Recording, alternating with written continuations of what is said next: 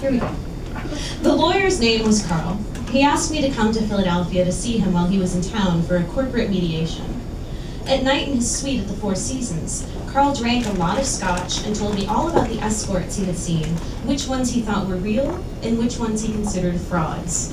He kept track of their infights on the client message boards, where he enjoyed being a bit of a troll, and where the escorts complained so few of the men with time to post ever actually hired anyone.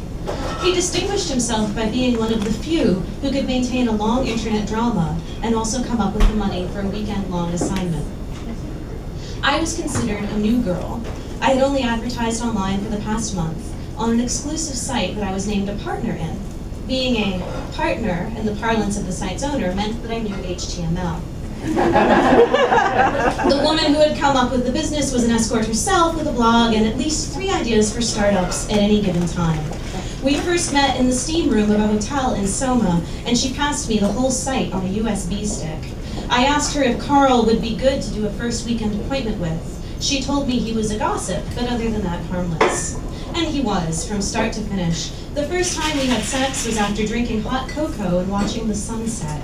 Carl had ordered that to the room with chocolate chip oatmeal cookies while we were still in his car, so they'd be ready and waiting when we got back.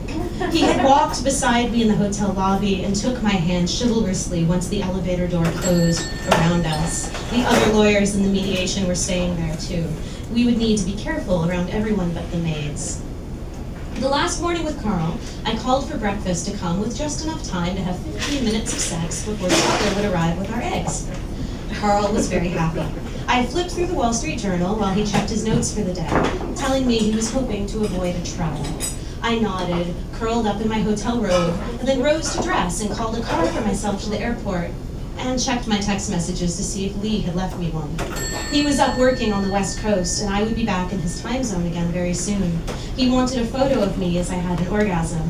I told him I'd take it after my flight landed. Lee was the one I was on IM with the night before I saw Carl. I was alone in an expensive hotel room I'd asked Carl for to get over my jet lag before the paid part of our date began. To relax, I called room service, drew a long bath, and invited over my only friend in town, Tracy. He was happy to come fuck me and keep me company. After the bath and the sex, Tracy got into bed with me and my laptop. My glasses were off, and so he offered to read me Lee's instant messages as they came in. Lee was pretty sure that he was famous. He definitely had fans. He had a video blog for a company that at least a critical mass of other bloggers had heard of, and loved dating girls from the internet, nearly as much as he loved not letting anyone know he had a thing for girls from the internet. This was a complication that someone who photographs everything he does all day, like buying electrical tape and going to launch parties, apparently did not consider. When Lee posted photos of us together online, my friends would tell me about it, like I had earned something, a little of his attention, or his audience's attention. It was never clear. One time, Lee actually came to San Francisco.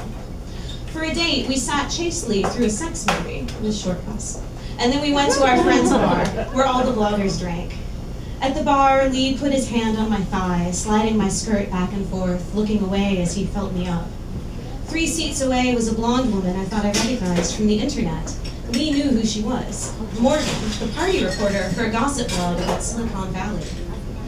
One time, she strolled through some guy's cell phone, abandoned on the bar at one of those web networking parties that everybody hated going to but went to anyway, and the guy, it turned out, enjoyed taking his laptop to cafes and using a program he wrote to sniff out the IM names of the girls sitting near him. While his hand moved up my leg, Lee was staring at Morgan, trying to see if she was staring back at us.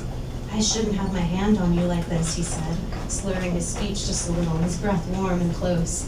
Morgan might see us and write about it, and that wouldn't be good for my career. The first time Lee mentioned that someone might write about us was about 24 hours after we had first met, when we woke up in his hotel room in Los Angeles. His BlackBerry was vibrating off the edge of the bedside table. He read a few emails to himself in a whisper, and then walked to the desk where his laptop was. I picked up his phone and flicked the scroll wheel. The subject line I glanced before he turned back to look at me started, "After what you have done, never contact me again." Please tell me this isn't already on that blog, he said. It was a Sunday, a day they didn't publish, but I didn't tell him that. I walked to him, wrapped myself around him, bit his ear, and ran my hand over his cock. It was already half hard. We're so lucky, he said, taking me back to bed. I put my hand on Lee's under the bar, so he couldn't pull it away from me. I don't think that Morgan can actually see us, I told her.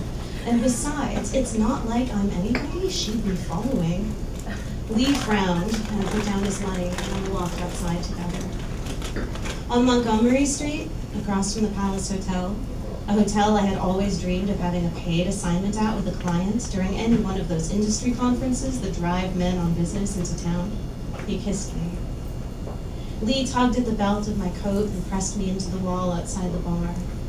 He held one hand over my throat, pushing down so slightly. My cunt clutched and wet the way it does when someone is keeping me from breathing. No one was around except for cabs and porters blowing whistles for more cabs, and a few drunk men, all in dark suits with plastic badges and lanyards still around their necks.